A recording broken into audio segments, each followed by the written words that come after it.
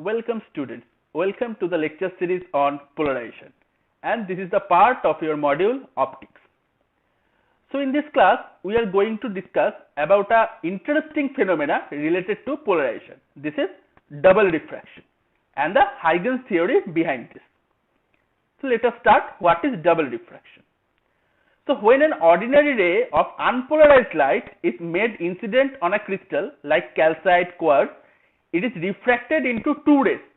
So usually refracted ray is a single ray, but it is seen for some crystal that there is two refracted rays. This phenomena in which a single incident ray is refracted into two rays is called double diffraction or birefringence. So you will see two images due to double diffraction. Okay. So unpolarized light passing through anisotropic crystal breaking into two rays.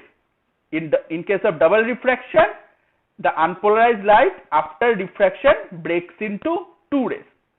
One is ordinary ray, or it is called O ray.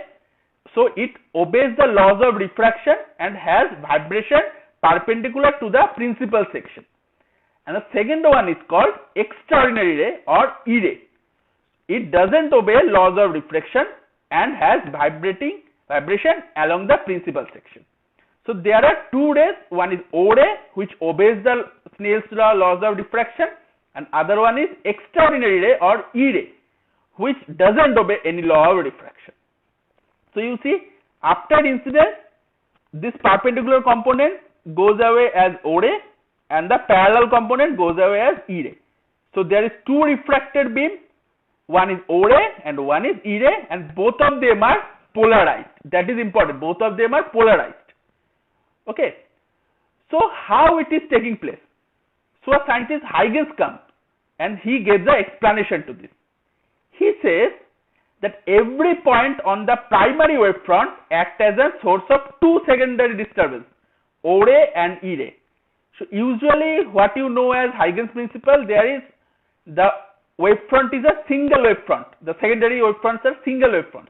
But for double diffraction, he says there are two secondary disturbances. One is O ray and one is E ray. And velocity of E ray varies with direction and is described by ellipsoid. Means its velocity along the space are different in different direction. Okay.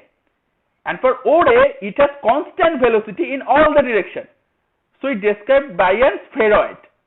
So because it is ellipsoid, because it has different velocity in different direction, and for O ray it has constant velocity in all the direction. That's why it is a spheroid. You see, after diffraction, this is your E ray and this is your O ray.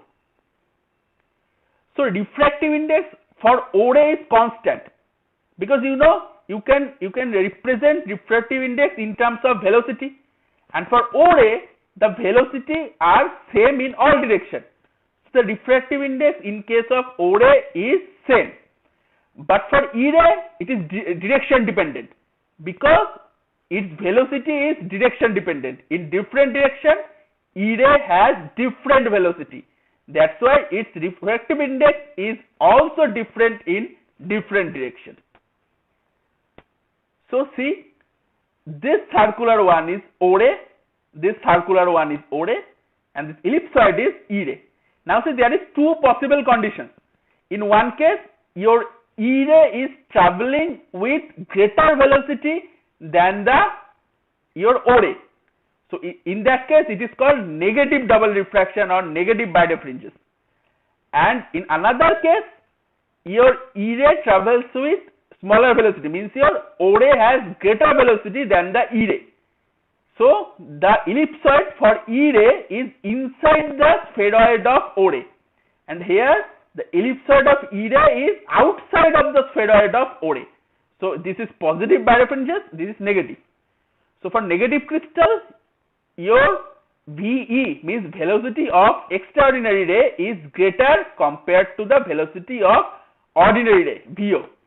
And for positive crystal, your VO is greater than VE.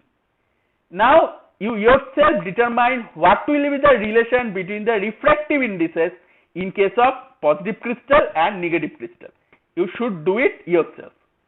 So, but along optic axis, both the rays have same velocity. That's why this ellipsoid and the spheroid touches each other along the optic axis. So, what we have learned today about double refraction, what is E ray, what is O ray, and the Huygens theory to explain the double refraction.